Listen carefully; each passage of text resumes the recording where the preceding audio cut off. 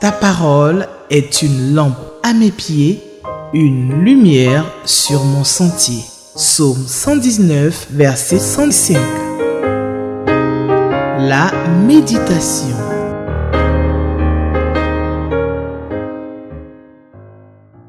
Chers téléspectateurs d'Espérance TV et vous tous qui nous suivez sur les différents médias sociaux, bonjour.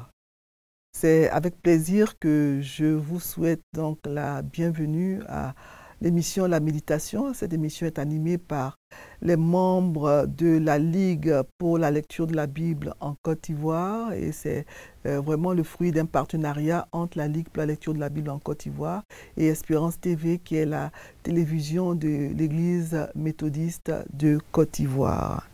Alors, j'ai une bonne nouvelle à vous annoncer tout de suite d'entrée de jeu. Je vous annonce, si vous ne le savez pas encore, que les nouveaux lecteurs pour l'année 2025 sont arrivés. Donc, le lecteur de la Bible, c'est un guide qui nous aide à lire la Bible chaque jour parce que la Bible est un labyrinthe. Donc, il nous faut un guide pour nous conduire, pour nous aider à nous retrouver dans ce labyrinthe. Donc, pour chaque jour de l'année, la Ligue pour la lecture de la Bible, qui est un organisme inter-ecclésiastique, édite pour chaque année, la Ligue pour la lecture de la Bible édite un guide de lecture biblique qu'on appelle le lecteur de la Bible. Et pour chaque jour de l'année, un passage est indiqué, des questions nous sont proposées et après avoir réfléchi sur le texte avec les questions qui nous sont proposées, nous avons un commentaire qui nous est donné, qui nous permet de mieux comprendre le texte. Je vous encourage tous à avoir le lecteur de la Bible. Nous sommes à quelques jours de la nouvelle année, donc vous avez encore un peu de temps.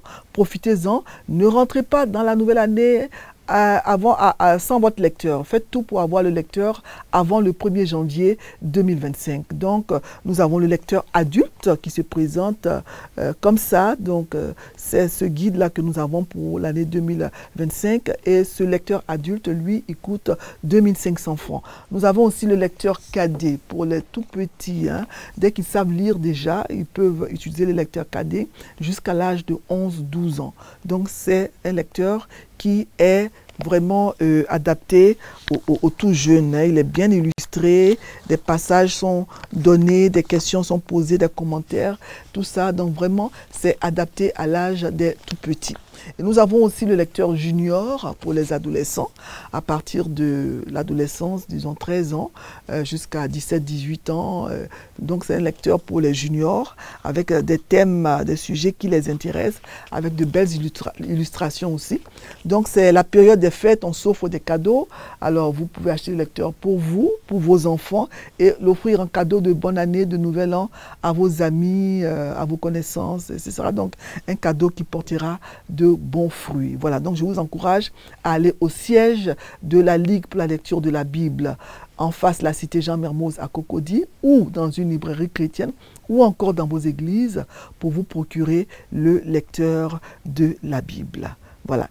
Alors nous allons prier avant de lire le texte du jour. Père, nous te disons merci pour ta parole. Merci parce que nous savons que tu vas encore nous parler, Seigneur, à travers le texte que nous allons lire. Nous prions, Seigneur, que tu bénisses ce moment, que tu nous ouvres l'esprit et l'intelligence, que tu nous aides à comprendre ta parole au nom de Jésus. Merci, Seigneur. Amen. Voilà, donc le texte que nous propose le lecteur de la Bible pour le dimanche 29 décembre, qui est le dernier dimanche de l'année, est Psaume 87, 1 à 7. Psaume 87, 1 à 7. Et je vais lire le texte dans la version Louis II. Des fils de Corée, psaume, cantique. Elle est fondée sur les montagnes saintes. L'Éternel aime les portes de Sion plus que toutes les demeures de Jacob. Des choses glorieuses ont été dites sur toi, ville de Dieu. Pause. Je proclame l'Égypte et Babylone parmi ceux qui me connaissent. Voici le pays des Philistins, Tyr avec l'Éthiopie. C'est dans Sion qu'ils sont nés. Et de Sion, il est dit, tous y sont nés. Et c'est le Très-Haut qui l'a fermé. L'Éternel compte en inscrivant les peuples. C'est là qu'ils sont nés. Verset 7. Et ceux qui chantent et ceux qui dansent s'écrient, toutes mes sources sont en toi. Amen. Psaume 87, versets 1 à 7. Donc ce psaume est un psaume des fils de Corée. C'est donc une chanson. Alors ces fils de Corée, c'était donc des Lévites de la famille de Kehat. Donc il y avait 3 groupes parmi les Lévites. Dans les Lévites, selon nombre 3, 17, selon les fils de Lévi. Lévi, donc, dont la tribu était consacrée au service de Dieu dans le tabernacle, dans le temple, nombre 3, 17, nous dit, ce sont ainsi les fils de Lévi, d'après leur nom, Gershon, Kehat et Merari. Donc il y avait donc dans les fils de Lévi 3 groupes. Il y avait donc les Gershonites, les Merarites et les Kehatites. Voilà, donc les fils de Corée, eux, ce sont des Kehatites. Donc ils descendent donc de Kehat, un des fils de Lévi. Alors, le chapitre 4 du livre des Nombres décrit bien le rôle de chacun de ces groupes. Qu'est-ce que les Gershonites faisaient, ce que les Gershonites faisaient, les Kehatites faisaient et les Merarites. Voilà. Et il semble donc à l'époque du roi David que les fils de Corée, eux, ils servaient dans l'aspect musical, dans le culte du temple, selon 2 Chroniques 20, 19. Et dans ce passage, il est écrit donc que les Lévites, d'entre les fils des Kehatites et d'entre les fils des Coréites, se sont levés pour célébrer d'une voix forte et haute l'Éternel, le Dieu d'Israël. Donc c'était des chantres, des gens qui s'occupaient, entre autres rôles, bien sûr, de l'aspect musical du culte dans le tabernacle d'abord et ensuite dans le temple. Donc, ce psaume est classé comme l'un des chants de Sion. Donc, il parle de la future Jérusalem comme le centre du culte universel. En effet, Sion, c'est la cité de Dieu dont Jérusalem est le symbole. Et il énumère certaines des nations environnantes comme l'Égypte, l'Éthiopie, Tyr, d'où les prosélytes juifs venaient aux fêtes à Jérusalem. Voilà, donc c'était donc des non-juifs qui s'étaient convertis au judaïsme et sont ce qu'on appelait prosélytes, donc ils venaient donc de leur pays d'origine à Jérusalem pour les fêtes. Voilà, on peut le voir, le jour de la Pentecôte, la ville de Jérusalem était remplie de toutes sortes de personnes issues de toutes ces nations-là qui étaient venues justement pour célébrer la fête au temple à Jérusalem. Donc, dans ce psaume, dans les versets 1 à 2, nous voyons que Sion est la bien-aimée de Dieu. L'Éternel aime les portes de Sion plus que toutes les demeures de Jacob. Et elle est fondée sur les montagnes saintes. Donc son fondement, le fondement de Sion est dans les montagnes saintes. Le Dieu d'Israël, ce n'est pas une divinité locale qui est localisée à un seul endroit. La terre entière appartient à l'Éternel. Et on peut le lire dans plusieurs passages de la Bible, par exemple dans le psaume 24, verset 1, cela est dit que la terre entière appartient à l'Éternel.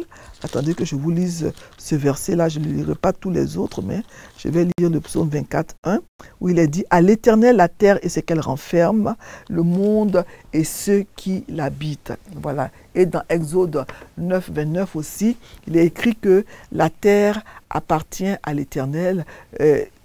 C'est très important de savoir que tout ce qui nous entoure, l'univers tout entier, tout ça appartient à l'Éternel. Mais Dieu a une considération particulière pour Jérusalem qui est décrite comme étant fondée sur les montagnes saintes. Tout ça pour dire que Jérusalem doit toute sa stabilité et sa sainteté à l'Éternel. Voilà. Et dans ce passage, on voit que l'amour fervent du psalmiste pour Israël, pour Jérusalem particulièrement, est bien plus qu'une simple fierté nationale. Voilà, nous aimons tous nos pays, on aime nos pays d'origine, nos villes et tout ça, on en est fiers. Mais l'amour qu'il manifeste ici pour Jérusalem, c'est plus que ça, c'est plus qu'une simple fierté nationale. Parce que Sion est fondée par Dieu lui-même, c'est Dieu lui-même qui a fondé Sion. Et les montagnes sur lesquelles elle se dresse sont rendues saintes à cause de la présence de Dieu. Donc, Jérusalem, il faut le savoir, c'est le centre de l'œuvre rédemptrice de Dieu, puisque c'est là que Jésus est mort. Dieu a choisi Jérusalem comme lieu où une grande partie de son œuvre rédemptrice s'est produite. Il faut savoir que dès les temps anciens déjà, c'est à Jérusalem que Melchisédek est aussi appelé roi de Salem et prêtre du Dieu très haut, c'est là qu'il a servi. Donc Salem, c'est l'ancien nom de Jérusalem. Donc c'est à Jérusalem que Melchisédek, qui n'a ni commencement de jour, ni fin de vie, c'est là qu'il a régné et a servi. C'est aussi à Jérusalem que Abraham était prêt à offrir Isaac sur la montagne. La montagne, donc c'est à Jérusalem que se situait cette montagne-là sur laquelle Abraham s'apprêtait à offrir son fils Isaac en sacrifice à Dieu. Et au dernier moment, Dieu lui a donné un bélier. Isaac n'a pas été offert. Et c'est aussi à Jérusalem que David, le plus grand roi terrestre d'Israël, a régné. Et il a fait donc de Jérusalem la capitale du royaume. Il a d'abord régné sur Hébron. Il était donc à Hébron et ensuite il a fait de Jérusalem la capitale du royaume. C'est encore à Jérusalem que le grand temple conçu par David et construit par la suite par Salomon, que le tabernacle de Dieu, c'est là que se trouve donc ce grand temple qui a été construit par Salomon. Voilà. Et c'est encore à Jérusalem que Jésus est mort. Il est mort pour nos péchés. C'est à Jérusalem qu'il a été enterré.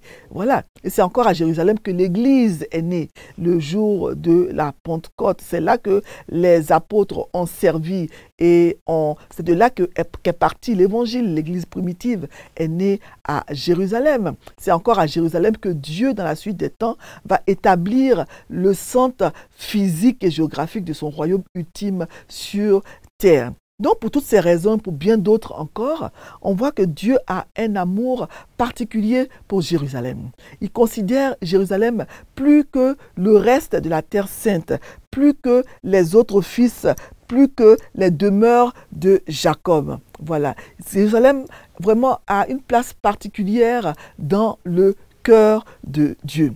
C'est donc à juste titre donc, que le psalmiste dit que l'Éternel aime les portes de Sion plus que toutes les demeures de Jacob. Donc il y a une grande différence entre Sion, la cité sainte fondée par Dieu lui-même, et les puissantes nations de la terre qui environnent, qui sont autour du pays d'Israël. On cite ici l'Égypte, Babylone, Tyr, etc. Les empires édifiés, tout ça sont les empires qui ont été édifiés par les êtres humains, par l'homme, pour sa propre gloire. Mais le moment vient où l'Éternel va enregistrer les peuples et il va donner à chacun son droit de cité.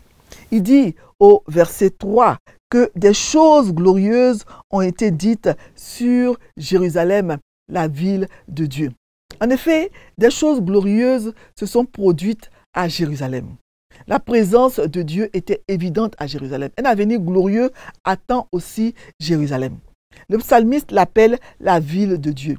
C'est vrai que Dieu est Seigneur et Dieu de toute la terre, mais il a une estime particulière, comme je l'ai dit déjà, pour Jérusalem. Sion peut être appelée la cité de Dieu, la ville de Dieu, car parmi tous les endroits qu'il aurait pu choisir, Dieu, dans sa souveraineté, a choisi cet endroit pour centrer son œuvre de rédemption pour le monde entier, son œuvre rédemptrice pour le monde entier. Et dans le verset 4, le psalmiste dit que les grandes nations environnantes qu'il cite sont nées dans Sion. Verset 4, « Je proclame l'Égypte et Babylone parmi ceux qui me connaissent. Voici le pays des Philistins, Tyr avec l'Éthiopie, c'est dans Sion qu'ils sont nés. » Voilà.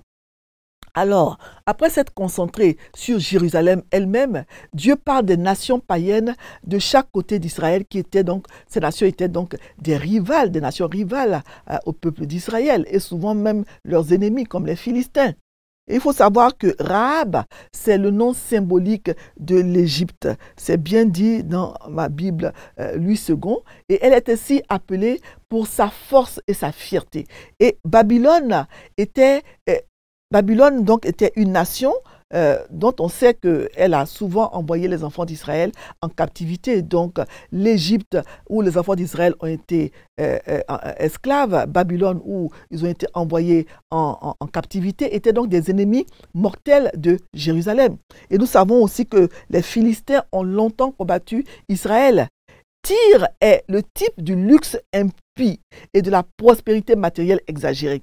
Voilà, Tyr, c'était une ville très prospère, mais où il y avait toutes sortes de perversions qui se commettaient, etc. Et bien que souvent en alliance amicale avec Israël, Tyr était exposé aux mêmes ennemis qui la harcelaient, et elle était aussi loin de connaître Dieu que les autres nations. À Tyr, ce n'était pas le vrai Dieu qui était adoré, il y avait toutes sortes de faux dieux qui étaient adorés. Voilà. Couche, où l'Éthiopie n'a pas été hostile, c'est vrai, au peuple d'Israël, mais il semble être mentionné ici, dans ce passage, comme un type de peuple éloigné, plutôt qu'en raison de son hostilité envers Israël. Voilà. Sinon, l'Éthiopie, dans la parole de Dieu, n'a pas eu d'hostilité apparente, évidente, ouverte avec Israël. Mais c'était donc un exemple de peuple éloigné du pays d'Israël. Donc, si une ville est considérée comme grande ou importante, les gens aiment s'identifier à cette ville. Je suis né à Paris, je suis né à Washington, etc. Donc, quand j'étais au lycée, je me rappelle, j'avais une amie qui était née à Washington, où son père était diplomate, et chaque fois, il lui disait, ah, moi, je suis né à Washington, etc. Donc, lorsque nous apprécions la haute estime que Dieu a pour Sion, mais la ville de Jérusalem, nous comprenons la valeur d'être considéré comme son citoyen, comme citoyen de Jérusalem, la ville établie par le Très-Haut lui-même. Et nous avons 3 fois dans le texte l'expression « c'est dans Sion qu'ils sont nés », en parlant pourtant de nations étrangères qui ont été citées. Donc c'est à la fois une promesse de Dieu et c'est aussi une invitation au monde païen, une invitation pour appeler le monde païen à venir adorer le Dieu d'Israël. Ces peuples païens, c'est-à-dire les non-juifs, ils pourraient être considérés par Dieu comme les Juifs privilégiés, pour être considérés comme des Juifs qui sont nés à Jérusalem. S'ils l'adorent, s'ils se soumettent au Dieu de Jérusalem, s'ils se soumettent au Dieu d'Israël, on pourrait donc les considérer comme des citoyens de Jérusalem et ils pourraient être enregistrés parmi le peuple de Dieu s'ils le désirent, s'ils le réclament, s'ils se soumettent au peuple d'Israël, s'ils se soumettent plutôt au Dieu d'Israël et se mettent à l'adorer. On pourra dire d'eux, vous êtes nés à Jérusalem, vous êtes citoyens de Jérusalem. La porte donc de Jérusalem leur est ouverte à travers l'adoration, la soumission au Dieu d'Israël. Alors, cela nous rappelle que même si dans les temps anciens, Dieu avait conclu alliance avec les patriarches juifs, du peuple juif, Abraham, Isaac et Jacob et leurs descendants, la relation avec lui n'était pas basée sur la génétique seulement, parce que n'importe qui du monde païen en dehors du pays d'Israël est invité à adorer le Dieu d'Israël, à se soumettre à lui et à être compté parmi le peuple de Dieu. Cela était vrai donc pour Rahab, vous vous rappelez la prostituée, vrai pour Ruth, la Moabite, vrai aussi pour Naaman et pour bien d'autres encore. Et cela est vrai pour nous aujourd'hui, nous qui ne sommes pas nés juifs, qui ne sommes pas juifs, qui sommes issus du monde païen. Tous ceux qui se soumettent à Dieu, se mettent à l'adorer, vraiment deviennent donc membres du peuple de Dieu. C'est aussi une image prophétique de ce que Dieu allait faire plus tard dans et à travers l'évangile, la bonne nouvelle qui permet aux gentils, aux païens, aux non-juifs d'entrer dans une relation véritable et réelle avec lui à travers la nouvelle naissance. Donc dans un sens spirituel, on peut dire que celui qui est né de nouveau est de Jérusalem. En Jésus-Christ, tout croyant peut avoir le privilège d'être inscrit en Sion, d'être citoyen de la cité céleste de Dieu, la nouvelle Jérusalem. Cela n'élimine pas l'estime particulière que Dieu a eue, que Dieu a pour Jérusalem, pour la terre littérale d'Israël et de Jérusalem. Mais cela dépasse cela. Donc toute personne, même non juive, peut faire partie de ceux qui sont nés dans Sion. Si cette personne n'a pas par la nouvelle naissance, on peut devenir enfant de Dieu, citoyen de Sion par la nouvelle naissance. Alors, 2 origines, 2 citoyennetés sont en quelque sorte reconnues aux hommes, selon qu'ils sont passés ou non par la nouvelle naissance. Celle du croyant est dans les cieux, où nous avons donc notre vraie patrie, quand on croit, notre vraie patrie est dans les cieux. Quand on se convertit, on est passé par la nouvelle naissance. Voilà. Et donc, le chrétien, il est pour l'éternité citoyen de la Jérusalem céleste. Et Dieu le considère comme né dans cette Jérusalem-là, selon le verset 5 qui va dire de ces nations-là qu'elles sont nées à Jérusalem. L'autre appartenance est celle du monde. Elle est éphémère parce que la forme actuelle de ce monde passe, tandis que le solide fondement de Dieu demeure. Voilà, quand on est citoyen de Jérusalem, de la patrie de Dieu, la cité céleste, la cité de Dieu, c'est pour l'éternité. Voilà. Donc, le psalmiste dit aussi dans le verset 7, « Ceux qui chantent et ceux qui dansent écrient, toutes mes sources sont en toi. » Nous qui sommes par grâce citoyens du ciel, pourquoi on va aller puiser aux sources du monde? Pourquoi on va aller boire des eaux qui sont impures alors que nous avons notre source véritable, pure, en Dieu? Pourquoi est-ce qu'on va aller puiser nos joies aux sources du monde? Le Seigneur est pour nous la source de la vraie lumière, la source de la vie. Il est source de grâce pour ceux qui ont la foi. Dieu, il est source d'amour, source de joie, source de paix. C'est à cette source-là qu'il faut boire. Toutes nos sources sont en Dieu. C'est lui qui nous désaltère, c'est lui qui nous permet de boire une eau pure. Voilà, que le Seigneur nous aide à vraiment nous attacher à lui et à trouver nos sources en lui et à ne pas chercher à boire les eaux frélatées de ce monde. Voilà, donc le lecteur nous propose 3 questions pour le dimanche 29 décembre. La question 2, la question 3, la question 7. Voilà tout ce qu'on peut dire sur la question 2. La question 2, c'est est-ce que ce passage m'apprend quelque chose sur Dieu, le Père, Dieu le Fils, Dieu le Saint-Esprit. Toutes ces questions-là, elles sont à la première page du lecteur, la page couverture. Donc, est-ce que ce passage m'apprend quelque chose sur Dieu le Père, Dieu le Fils, Dieu le Saint-Esprit? On peut donc dire que Jérusalem, c'est la ville de Dieu et Dieu aime Jérusalem plus que toutes les demeures de Sion, plus que toutes les demeures de Jacob, excusez-moi. Et Dieu laisse la porte ouverte et il permet à tous ceux qui le veulent, qui le désirent, d'être donc des citoyens du royaume des cieux, d'être des citoyens de Jérusalem. La question 3, c'est est-ce qu'il y a un exemple à suivre ou à ne pas suivre?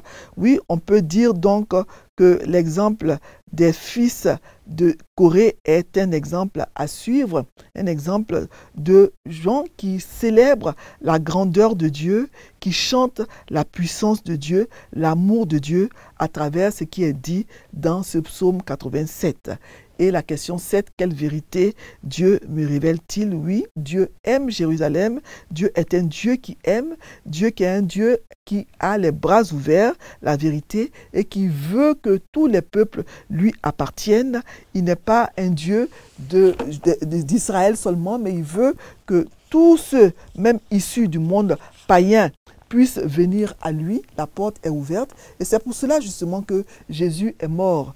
Jésus est mort justement pour que nous puissions être sauvés par sa mort et que nous puissions avoir la vie. Il est mort pour que nous puissions avoir la vie. Donc la vérité, c'est que Dieu, c'est vrai, aime Jérusalem, mais Dieu aime l'homme, Dieu aime l'être humain et Dieu veut que nous fassions partie de son peuple. Il veut dire de nous aussi que nous sommes citoyens de Jérusalem, nous sommes ses enfants, nous sommes son enfant, parce qu'il aime le monde entier, il aime les citoyens du monde entier. Voilà. Alors je vais lire le lecteur pour que nous puissions encore mieux comprendre ce texte. Le commentaire du lecteur, nous le lisons après avoir répondu aux questions et ça nous aide à mieux comprendre le texte. Ce que Dieu honore. Corée, notable, se révolta, Nombre 16, 1 à 4, contre Dieu, mettant en cause l'autorité de Moïse et d'Aaron le sacerdoce, ainsi que leur responsabilité dans le désert. Il fut englouti dans l'abîme avec tous ses biens. Les psaumes des fils de Corée sont les réponses à ces erreurs et les antidotes à la tentation d'y souscrire. Les fils de Corée ont choisi délibérément d'adorer ce Dieu des âges. Cœur de l'homme, résidence de Dieu. Le psalmiste déclare que l'Éternel est le fondement de Sion et qu'elle ne sera pas émue. L'Éternel accorde plus d'amour aux portes de Sion que toutes les demeures de Jacob.